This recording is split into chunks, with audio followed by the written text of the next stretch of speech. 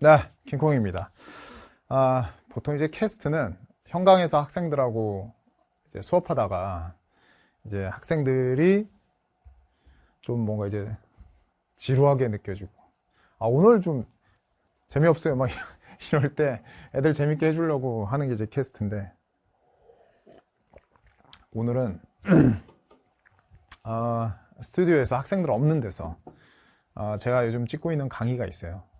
업법킹의 후속작 더 크리스탈 클리어, 업법 더 크리스탈 클리어라는 거 하다가, 야, 이 시점에 애들한테 요런 얘기 좀 해줘야 되겠다 싶기도 하고, 그리고 공지도 할 게 좀 있을 것 같아서 캐스트 하나 찍습니다. 제가 이제 글자를 하나 띄워놨는데, 2013년도에 그 상영된 영화예요. 블루 제스민이라는 거. 이게 이제 기대도 안 해. 본 적 있어요? 이렇게 물어보면 나는 영화를 되게 좋아하거든. 근데 블루 제스민 본 적 있어? 그러면 본 적 없대.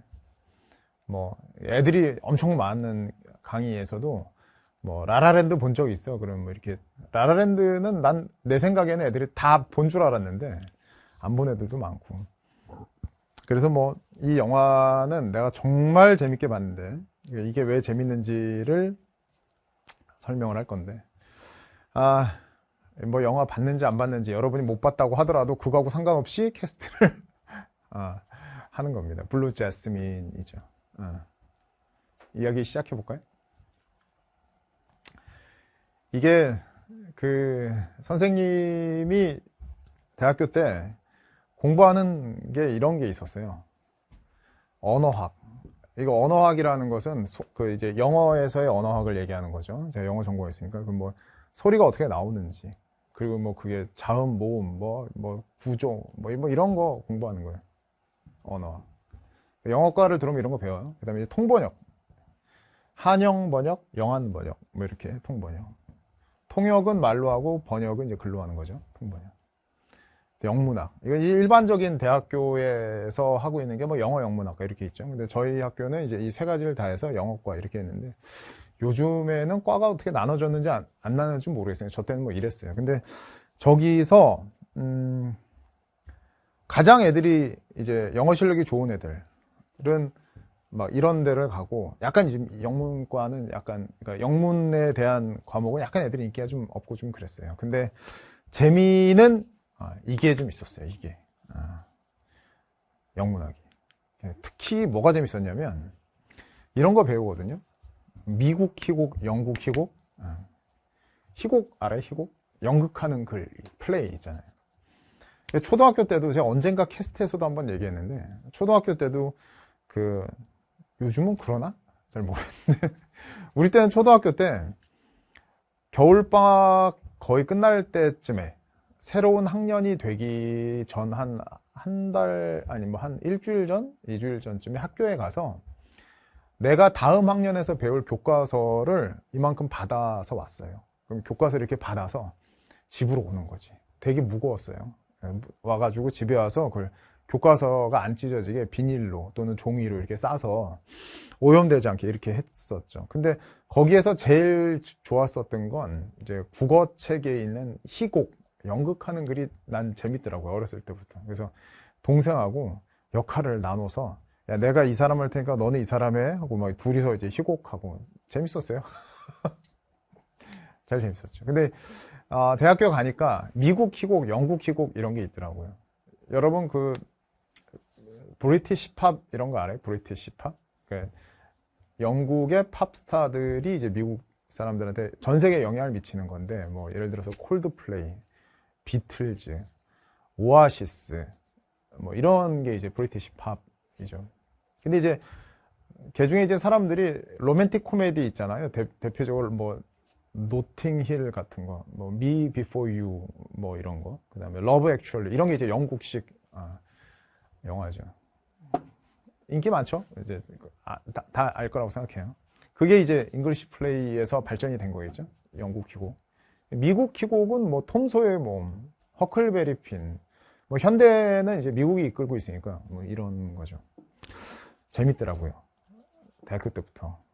그 초등학교 때 배웠던 그 희곡 그것 때문에 봐서 그런지 참 재밌었어요. 근데 그때 정말 좋았던 건 잘 기억은 안 나요. 가격이 얼마였는지 기억이 안 나는데 학교에서 수업이 딱 끝나면 학교에서 어떤 이제 미국 희곡이나 영국 희곡을 배우잖아요. 그러면 마침 우리가 배운 영국 희곡, 미국 희곡 그거를 대학로에서 상영이 아니라 이제 무대에 올려서 연극하는 분들이 거기서 실제로 연극을 하고 있으니까 낮에 그걸 공부를 했는데 문장과 문장 사이의 짜임새, 그 문장 속에 있는 단어가 어떤 의미를 시대적으로 갖고 있는지 그런 게 다 수능에 나와요. 그게 그 수능을 출제하시는 분들이 다 그 영어를 전공했고 영어를 공부했고 그런 선생님들, 교수님들이 내시는 거잖아요. 그래서 이제 그런 건데 어쨌든 낮에 그 문장과 문장 사이에 뭐 그런 거, 뭐 영국에서 이 문장이 미국에선 이랬을 거다, 뭐 이런 거 이제 많이 배워요. 근데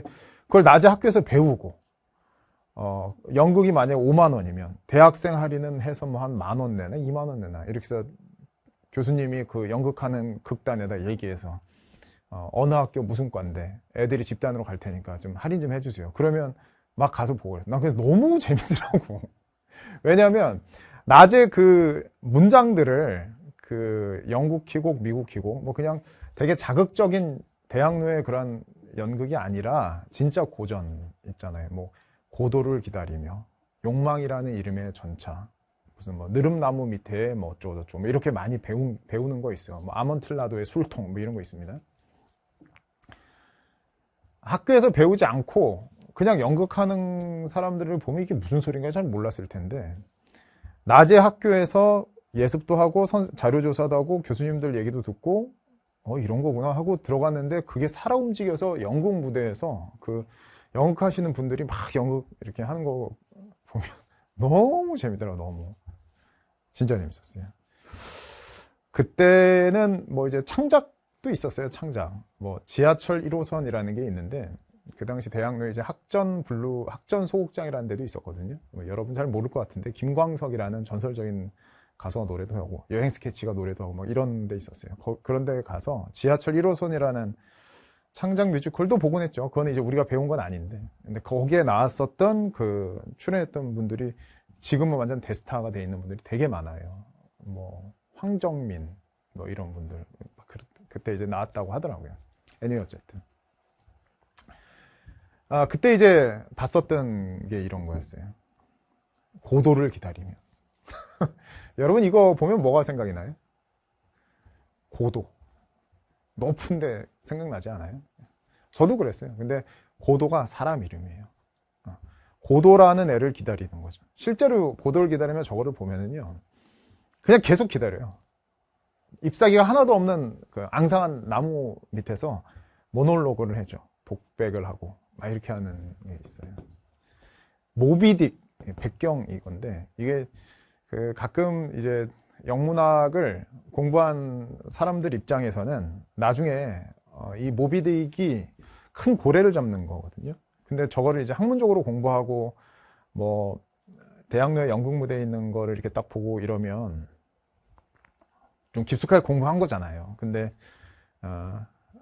나라의 뭐 이렇게 정치인이나 뭐 어떤 사회에 있는 어떤 사람들이 모비딕 백경에 대한 얘기를 막 이렇게 하는데 내가 아는 내용이니까 딱 들었어. 근데 되게 수준이 낮은, 잘 모르면서 인용해서 하는 거 보면 웃음도 나오고 좀 그래요. 뭐 욕망이라는 이름의 전차 뭐 이런 작품을 봤었죠. 이거는 이제 누군지는 얘기할 수는 없는데 최근에 욕망이라는 이름의 전차를 남산의 국립극장에서 욕망이라는 이름의 전차를 뭐 이렇게 한다고 하는 광고가 있었어요. 근데 제가 보기에는 욕망이라는 이름의 전차 저 작품은요, 테네시 윌리엄스라는 사람이 한 거거든요. 근데 저기서 나오는 스탠리라는 사람이 있어요. 아주 남성성이 대단히 있는 그런 캐릭터인데 최근에 어떤 극단에서 욕망이라는 이름의 전차에 그 스탠리 역에 어떤 사람을 딱 캐스팅했다고 하는 그 광고를 봤는데 너무 안 어울리는 거예요.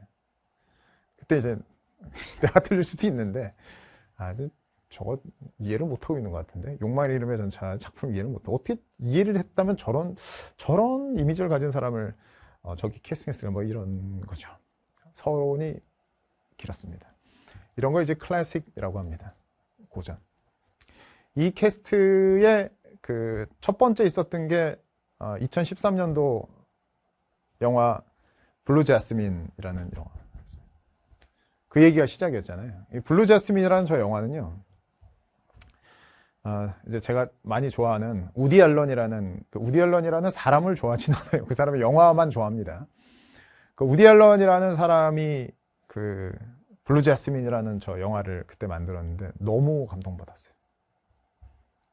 진짜 장난 아니었어요. 이 우디 앨런이라는 사람은 되게 천재적인 사람이라고 얘기하거든요. 천재다. 천재. 근데 그 사람이 천재라고 하는 이유는 정말로 많이 있는데 이 겉표면으로는 그냥 우디 앨런이 천재인가 보다 하는 사람으로 우리가 아는 것보다는 저 사람이 왜 천재인지 어떤 면 때문에 그런 건지에 대한 거를 우리가 좀 알면 되는데 이 아메리칸 플레이의 고전 중에 고전인 욕망이란 이름의 전차가 오마주가 돼서 나온 거예요. 블루 제스민.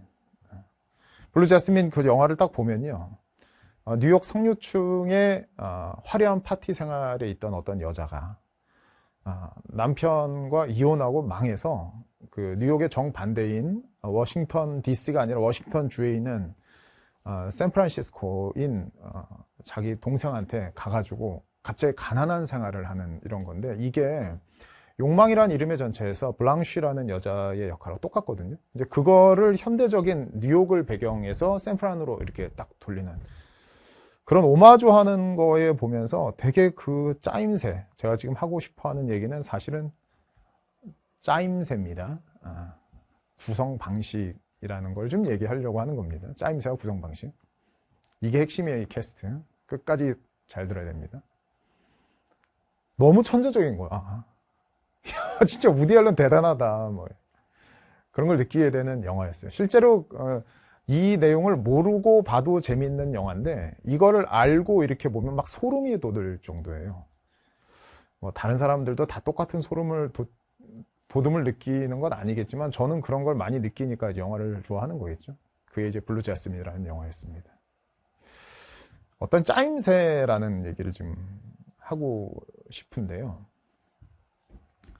잘 봐야 돼요. 이거에 대한 지문에 대한 공부를 좀 많이 한 사람들은요.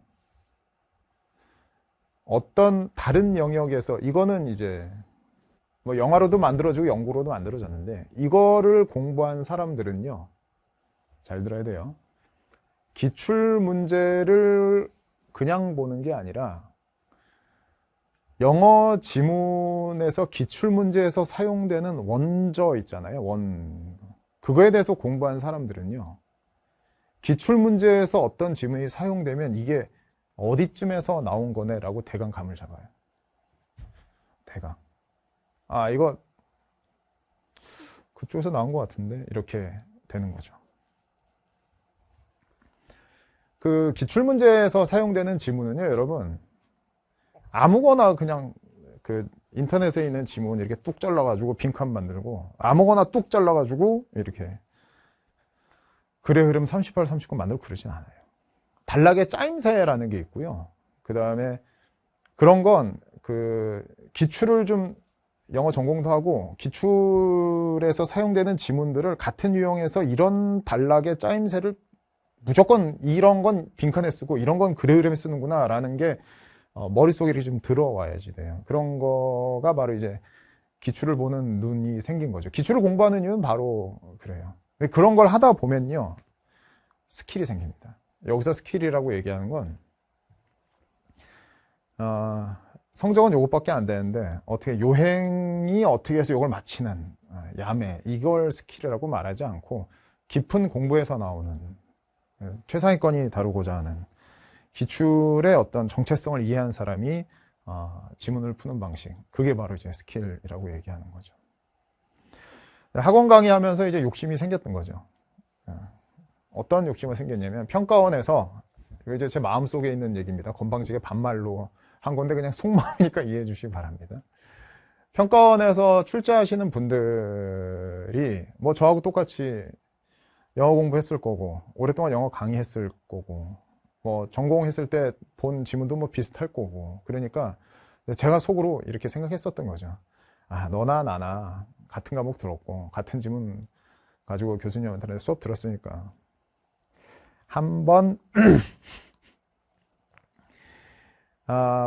평가원이나 교육청에서 사용할 수 있는 모의고사 지문 내가 싹 다 긁어보자. 싹 다 긁어서 그걸 왕창 문제를 내버리자. 그러면 이제 애들한테 내 책을 보면 그런 이제 비슷한 거가 나올 수밖에 없으니까 수업에 이제 공부하는 데 도움이 되게. 그렇게 해서 만들었던 게 옛날에 만들었던 게 이제 70회 모의고사였어요. 40회 모의고사는 다 알잖아요, 여러분이. 그죠? 70회 모의고사를 이렇게 해서 엄청 두껍게 만들었죠. 그때 이제 회사에서 너무 두꺼워서 애들이 갖고 다니질 못해요, 선생님. 그래서 그걸 40회 모의고사로 줄여서 이제 학생들한테 많은 이제 칭찬도 듣고 애들이 응원도 해주고 그렇게 해서 만들었는데, 드디어 이제 2027 40회 모의고사가 현강 개강이 2월 25일 수요일 날 드디어 합니다. 인강 업로드는 이제 그 다음 날인 26일 목요일 날 하는 거죠. 40회 모의고사에 사용되는 지문은요, 제가 이제 모의고사에 대해서 되게 중요하게 여기는 게 몇 가지가 있는데, 첫 번째가 그 사용되는 지문이 기시감이 없어야 된다는 거예요. 그러니까 기출 지문, 교육청 지문, EBS 지문 이런 거 싹 다 배제해서 40회 모의고사 책을 보면, 실전 모의고사라고 얘기하는 건 첫 번째가 한 번도 보지 못한 지문, 그걸로 이루어졌어야지 되는 거고, 그 다음에 두 번째, 40회 모의고사는, 모의고사라는 건 제한된 시간 안에 푸는 거잖아요. 시간을 재놓고 풀어야 됩니다. 보통 1회분에 50분 정도고 그거를 45분으로 줄이는 연습 이렇게 해야지 되는 거예요. 그 다음에 세 번째가 제일 중요한 건데요, 반응입니다. 반응이라는 건 뭐냐면, 낯선 지문을 딱 봤을 때 내가 이걸 어떻게 반응하는지에 대해서 스스로 깨달아야 돼요. 내가 이렇구나라는 걸 깨달아야 그게 교정이 되는 거거든요. 제한된 시간 안에 낯선 지문을 가지고 그 기출문제 유형대로 그걸 딱딱딱딱 풀어내야지, 그러지 않고 이 문제는 저렇게, 저 문제는 저렇게 일관성 없게 풀어버리거나 시간 재지 않고 풀어버리거나 이미 알고 있는 지문으로 된 모의고사를 풀거나 이러면 이제 모의고사로서 가치가 없는 거거든요. 그래서 이번에 이제 2027 40회 모의고사 하고 있습니다. 책을 이제 가지고 있는 학생들, 옛날 거 가지고 있는 학생들 들을 수 있습니다. 이미 제가 그 옛날 교재라도 이 문제를 넣으면 새 교재하고 똑같이 만든다, 이렇게 해서 올려놨으니까 교재를, 새 책을 구매하셔도 되고, 옛날 교재 하는 학생은 그 파일을 다운받아서 끼워 넣어도 되고 이렇게 되는 겁니다. 그래서 이제 40회 모의고사가 이제 올해로 6, 7년 벌써 됐어요. 그래서 사실은 40회 모의고사 끝나고 나서 학생들 여러분이 더 모의고사 만들어주세요, 이런 요구가 많이 있어서 올해는 드디어 40회 모의고사를 좀 빨리 개강해서 6평 전에 완강을 하고 난 다음에 5월이나 6월쯤에는 15회 모의고사를 출판하려고 지금 제작 중에 있습니다. 40회 모의고사하고 15회 모의고사에서 사용되는 지문은 완전히 별개입니다. 그러니까 40회 모의고사에서 추려서 15회를 만든 게 아니라 15회 모의고사는 40회 모의고사하고는 완전 다른 지문, 완전 다른 책입니다. 그래서 40회 모의고사 끝나고 나서도 나는 추가로 더 해야 되겠다, 그럼 15회 모의고사 하시면 되고요. 그리고 40회 모의고사 양이 너무 많다, 그런 사람은 15회 모의고사만 풀어도 괜찮을 정도로 이렇게, 어쨌든 40회 모의고사는 이제 출판이 됐고요. 15회 모의고사는 이제 5월, 6월쯤에 이제 또 나올 거다, 이 얘기를 하기 위해서 그랬습니다.